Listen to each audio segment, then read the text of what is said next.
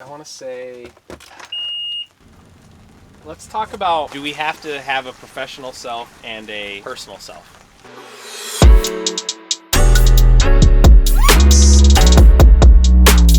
Well, it's going to yield short-term gain because you can adapt who you are to what you think your audience needs, and you should trick a few, right? And the gains will be financial, right? You may sell them something that you're trying to sell them, and so you could get short-term gains. Let me take a look at this weather map here. So that's definitely the upside. It's the way things have been done. Yeah, for a long time. Since the first industrial revolution, right? Yeah. Or the second one. It's the factory worker mentality, or the white collar. Oh, this rain's gonna end here in a minute. Yeah. Sit it out, or just keep going? Yeah, let's sit it out so I don't have to get wet. If we're not moving, I won't get rained on. You know, the advantage of having a professional self and a personal self is that if you're conscious about who the professional self is, then again, in the short term, you can control who you are professionally, right? I think in the long term, part of the reason that I believe authenticity and transparency are effective in business is because when we get upset, when we get angry, when we get rattled, when we get put under pressure, who we are is going to come out. You know, who we are under the surface is going to come out. And if true leadership is defined by how we react to crisis, then the most effective way to react to crisis is it's obviously being yourself, right? You're not calculated. So this kind of brings up a something that comes to mind is one of the previous company I worked at, one of the core values was professionalism.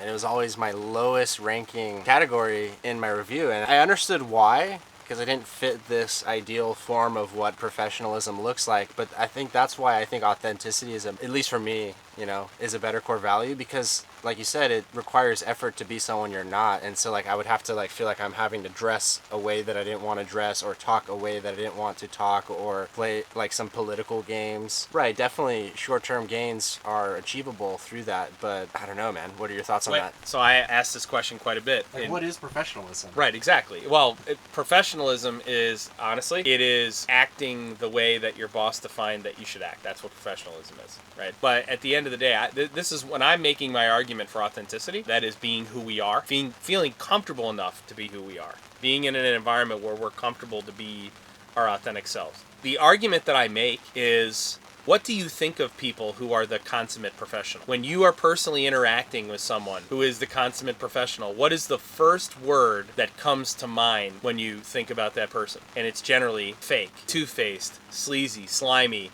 It's those words, right? The people who are really good professionals are the people who are really, really good at being two-faced. And those are not the kind of people we want to associate with.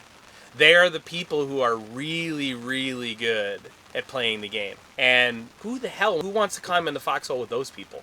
They're the ones who are going to leave you the moment, things get too hot. I mean, that, again, and I've seen that again, time and time again in my professional career, I've seen that reality. So, I mean, honestly, in my career, I thought that employers would pay me what I was worth, typical employers, but I was actually shocked to find out how much of my pay was dependent upon my ability to negotiate, my ability to sell my perceived value and not my intrinsic value. I was shocked at that, because it's not the way that I would operate, I believe leaders, true leaders, have a responsibility to tell their people what their what their market value is. It's if you and I are entering into salary negotiation and I'm privy to data that you're not privy to because you're a worker and I'm a manager, right? And I have HR groups who can go and do salary research and all that kind of stuff. And you and I enter into salary negotiations. It would be all fine and dandy if I start with your market value. But is that the number I start with? Of course not. Go lower than that. Yeah, everybody goes lower, right? I don't, but the typical salary negotiation starts with a lowball offer, and then they're prepared to accept a counteroffer. Always, 100% of the time, they're prepared to accept some counteroffer. What I would say is if your prospective employer accepts the counteroffer, don't take the job. You know what they're made of. You know they're always going to lowball you. Always know that they're never going to tell you what your value is. You always know they're going to always undervalue. That's what I would argue. For example, I've never accepted a counteroffer previously in my career when I left an employer. I've never accepted a counteroffer from my current employer. So if I get another job offer for, say, I'm making 90 and I get an offer for 100,000, and I turn in my 2 weeks notice, and my employer says, hey, we'll give you, 103,000 to stay, I say, nah, I'll pass. Because that's actually not a small that's a small margin too. Yeah, I would say, no, I'm going to pass, because you should have determined what my market value was, and you should have been paying me my market value. That isn't something I should be worrying about when I'm working for you. That's not the way you create value. That's right. I mean, what is value? That we all can tie a financial value, so an extrinsic and intrinsic value, to all of the members of our organization, all the members of our team. We can do that. We can calculate that. It's empirical, right? And our leaders have a responsibility not only to know what those numbers are, to make sure that they're paying accordingly. Compensating. I don't want to say paying. Compensating accordingly. Because remember, compensation isn't just salary. How do we bring it back to professionalism? I mean, at the end of let's ask the question. Should we be our professional self, or that's what we started out on was should we be our professional self, or our authentic self, personally and professionally, or should we put on a professional front? I think we should be our authentic selves personally and professionally, and here's why. Because we're moving in the gig economy, in the new age economy. We're not hiring skill sets anymore. We're hiring people. We're hiring people based on their values. And the only way to know what their values are, or to test what their values are, is if they're authentic.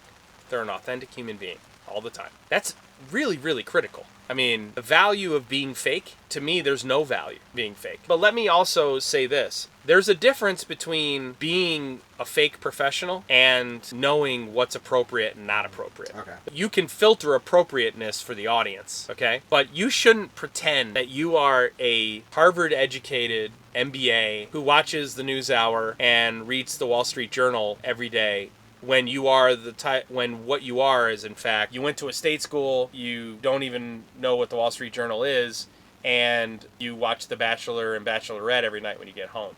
You shouldn't pretend you are one thing when you are another. That's authenticity. It is another thing altogether to understand, levels of appropriateness.